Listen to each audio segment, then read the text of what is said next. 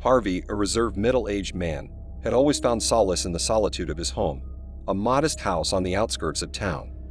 But this night felt different, the atmosphere heavy with an unexplainable tension. As the rain poured down, Harvey sat in his dimly lit living room, the only sound the rhythmic tapping of raindrops against the window. He nursed a cup of coffee, staring out at the tempest beyond. The power flickered occasionally, casting eerie shadows that danced across the walls. He had heard rumors about strange occurrences during storms in Willow Creek, but he dismissed them as mere folklore. Yet a peculiar unease settled in his chest when the phone rang, slicing through the silence. It was his neighbor, Mrs. Collins, a frail woman with a penchant for gossip. "Harvey," her voice trembled, "have you seen anything unusual tonight?"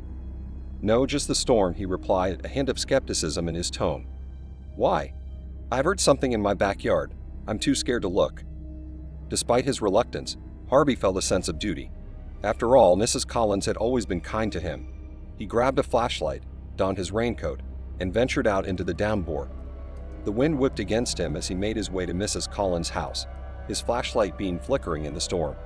The gate creaked ominously as he pushed it open, revealing a backyard that seemed darker than the night itself. He scanned the area, the light catching on the glistening leaves and puddles. Nothing seemed amiss until a faint rustling caught his attention near the old oak tree.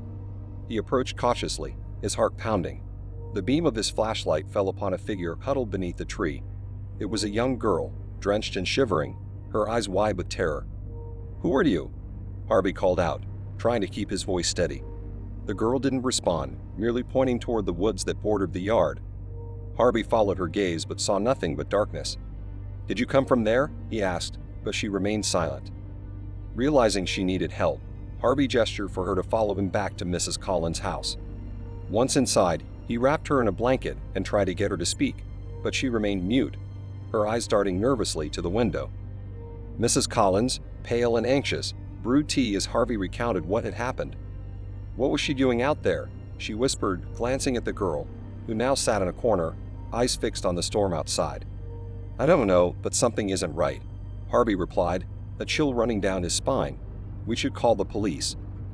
Just as he reached for the phone, the lights flickered and went out, plunging the room into darkness. The only illumination came from the occasional lightning flash, revealing fleeting glimpses of the girl's frightened face.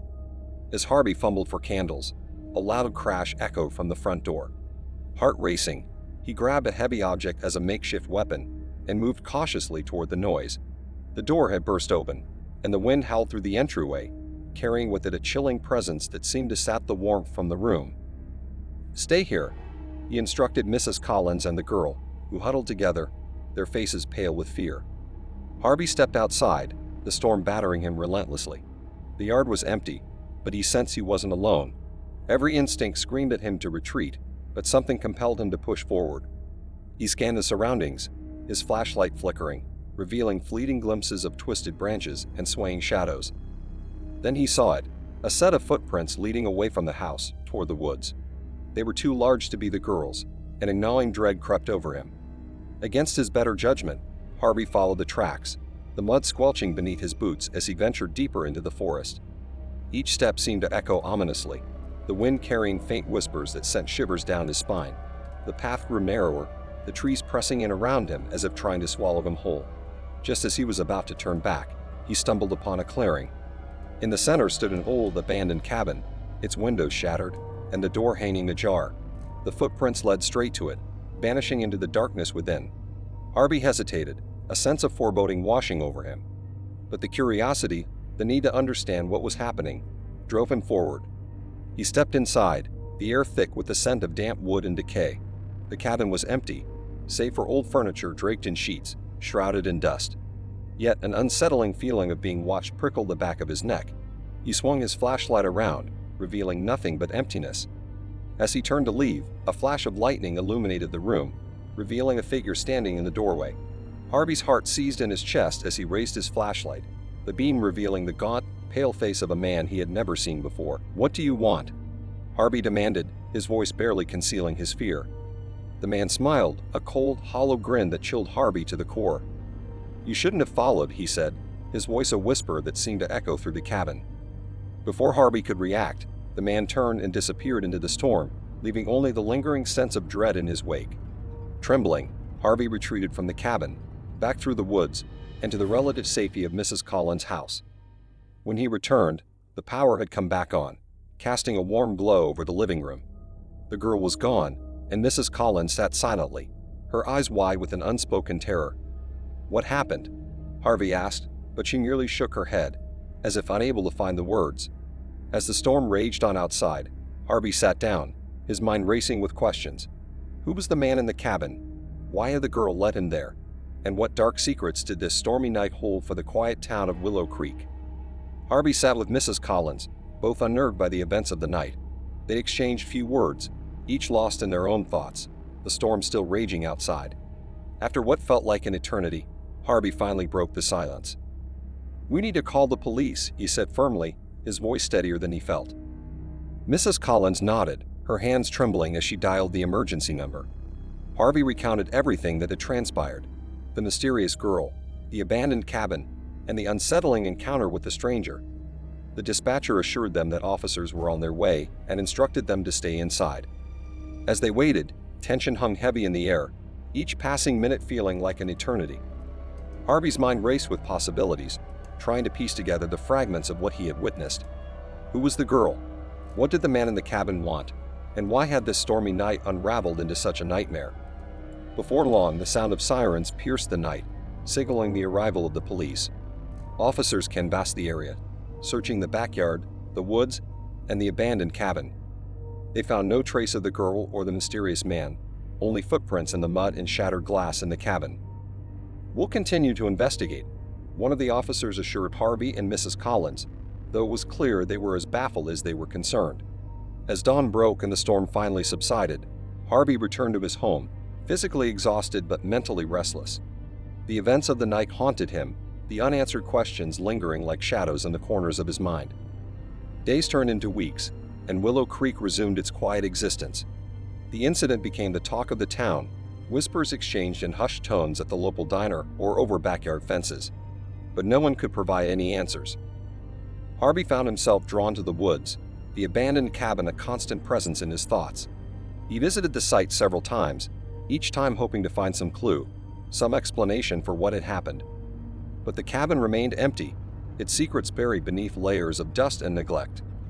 One evening, as he stood outside the cabin, staring at its weathered facade, a voice called out behind him. It was the girl, the same one he had found in Mrs. Collins' backyard that stormy night. "I'm sorry," she said softly, her eyes filled with a mixture of fear and gratitude. "I didn't mean to lead you into danger." Harvey turned to face her, his heart heavy with sympathy. "What happened that night?" he asked gently. "From the man in the cabin?" Harvey asked, his voice low. She nodded, tears glistening in her eyes. He wasn't right. I stumbled upon the cabin while trying to escape, but he found me. I thought I could hide, but then you came." Harvey listened in silence, his mind reeling with the gravity of her words. The pieces began to fit together, the puzzle of that stormy night slowly taking shape. "He's gone now," she said finally, her voice trembling. "But I'll never forget what happened." Harvey offered her a reassuring smile, though his heart still ached with the weight of what she had endured. Together, they walked back toward town, the sun setting on the horizon, casting a warm glow over Willow Creek. In the weeks that followed, Harvey and the girl forged an unlikely bond, their shared experience cementing a connection neither could easily explain. The town slowly returned to normal, but for Harvey, Willow Creek would never be quite the same. As time passed, the memory of that stormy night faded into the background, yet its impact lingered. Harvey found solace in knowing he had helped someone in need, even if the events of that night would forever haunt his dreams. And so, life in Willow Creek continued, each stormy night a reminder of the darkness that could lurk beneath the surface of even the quietest towns. On a stormy night, rain lashed against the windows of the old Victorian mansion where Lorenzo, a reclusive writer, sought solitude. Thunder rumbled ominously, shaking the very foundation of the house, while lightning illuminated the darkened rooms in fleeting bursts. Lorenzo sat by the fireplace, his thoughts consumed by the plot of his latest thriller novel. The tapping of raindrops against the window panes seemed to echo the tapping of his fingers on the keyboard earlier that evening. As he delved deeper into his story, a strange sensation crept over him, a feeling that he wasn't alone. The mansion, inherited from a distant relative, held secrets whispered about in local folklore. Rumors spoke of a hidden room where a tragedy had unfolded decades ago. Lorenzo had dismissed these tales as fanciful myths meant to entertain curious minds, yet tonight, as shadows danced across the walls, he couldn't shake the sense of unease. Suddenly, the lights flickered and went out, plunging the mansion into darkness save for the occasional flash of lightning. Lorenzo's heart quickened as he groped for a flashlight, his footsteps echoing eerily in the silent house. Just as he found the flashlight and turned it on, a loud crash echoed from upstairs, followed by a low, guttural moan. Fear seized Lorenzo's chest, but curiosity drove him forward. Clutching the flashlight tightly, he ascended the creaking staircase, each step a testament to his escalating apprehension. The storm outside seemed to intensify, matching the turmoil within him. On the second floor, where the air was thick with the scent of old books and dust, Lorenzo paused. The moaning sound, faint yet distinct, emanated from behind a door he had never before noticed, a door that seemed to materialize out of the darkness. With trembling hands, he reached for the knob and pushed the door open. Inside, illuminated only by his wavering flashlight beam, lay a forgotten study. Dusty shelves lined the walls, filled with yellowed manuscripts and crumbling leather-bound books. At the center of the room stood an antique writing desk, upon which lay an open journal, its pages fluttering in an unseen breeze. Lorenzo approached cautiously, his breath catching in his throat. The journal, dated decades ago, detailed the tragic tale of a former occupant driven mad by grief and loss. As he read on, the storm outside seemed to harmonize with the chilling narrative, each revelation more unsettling than the last. Suddenly, a cold gust of wind swept through the room, extinguishing Lorenzo's flashlight. Darkness enveloped him, broken only by the occasional flash of lightning that revealed fleeting glimpses of movement, a shadowy figure lurking in the corners, its presence palpable yet intangible. Panic surged through Lorenzo as he stumbled backwards, tripping over an overturned chair. The journal slipped from his grasp, its pages fluttering to the floor. In the ensuing silence, broken only by his ragged breathing and the distant roar of thunder, Lorenzo felt an icy presence closing in around him. Desperate and disoriented in the darkness, Lorenzo's mind raced with fragments of the journal's haunting tale. The figure seemed to draw nearer, its presence oppressive and malevolent. With trembling hands, Lorenzo fumbled for the journal, hoping for answers or a clue to dispel the encroaching dread. As his fingers brushed the worn pages, a sudden flash of lightning revealed the figure in its entirety, a specter draped in tattered garments, its hollow eyes fixed upon Lorenzo with an unearthly intensity. Frozen in terror, Lorenzo could feel the weight of sorrow and anguish emanating from the ghostly presence. In a surge of primal instinct, Lorenzo snatched up the journal and fled from the room, the specter's mournful wail echoing behind him. He descended the staircase in frantic haste, each step a desperate bid to escape the mansion's oppressive grip. The storm outside raged unabated, its fury a tumultuous backdrop to Lorenzo's harrowing flight. Finally reaching the ground floor, Lorenzo burst through the front door into the deluge of rain. Gasping for breath, he turned to glance back at the mansion looming against the tumultuous sky. In the dim glow of lightning, he saw the silhouette of the specter standing at the upper window, its form wavering like a mirage. With a shudder, Lorenzo tore his gaze away and fled into the night, the echoes of the specter's lamentations haunting his every step. He never returned to the mansion, leaving behind the unanswered questions and the chilling mysteries that lay within its walls. Years later, locals still spoke in hushed tones of Lorenzo's disappearance on that stormy night, weaving new tales around the mansion's dark history. Yet no one dared to venture inside, for the presence of the specter lingered as a grim reminder of the price one might pay for delving too deeply into the secrets of the past. And so the mansion stood silent and foreboding, its windows dark against the relentless march of time, a testament to the enduring power of fear and the mysteries that await those who dare to uncover them. As years passed, the mansion on the hill became a place of whispered legends and cautionary tales. Locals avoided the overgrown path leading to its imposing gates, fearing the restless spirits said to roam its halls. The specter of Lorenzo's encounter with the unknown became a chilling reminder of the mysteries that lay dormant within. Occasionally, brave souls would attempt to explore the mansion, drawn by curiosity or the thrill of uncovering the truth. Yet each venture ended in hurried retreats and shaken nerves, as if the very walls of the mansion conspired to keep its secrets buried.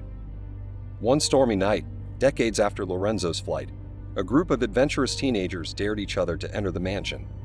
Armed with flashlights and nerves of steel, They pushed open the creaking gates and ventured into the overgrown gardens, their laughter masking an undercurrent of apprehension. Inside, the mansion exuded an eerie stillness, broken only by the howling wind and the distant rumble of thunder. As they cautiously explored the ground floor, their flashlights casting long shadows on the walls, they stumbled upon the remnants of Lorenzo's abandoned journal, its pages yellowed with age. Intrigued by the discovery, they gathered around, passing the journal from hand to hand as they deciphered its cryptic passages. Each page revealed fragments of the mansion's dark history, the tragic events that had unfolded within its walls, the secrets hidden in its forgotten corners. Suddenly, a floorboard creaked ominously from above, startling the group into tense silence. Their flashlights flickered, casting fleeting glimpses of movement in the shadows. Heartbeats quickened as they exchanged nervous glances, a collective fear tightening its grip on their senses. Then, from the darkness above, a mournful wail pierced the air, a sound that echoed with centuries-old grief and longing. Panic surged through the group as they turned to flee, their footsteps echoing in the empty halls as they raced towards the exit. But the mansion seemed to resist their escape, its corridors twisting and lengthening like a labyrinth designed to ensnare unwary souls. Doors slammed shut behind them, blocking their path, while unseen forces tugged at their clothing, threatening to pull them into the depths of darkness. Just as it seemed all hope was lost, a blinding flash of lightning illuminated the exit ahead. With renewed determination, the group broke free from the mansion's grasp, stumbling into the pouring rain outside.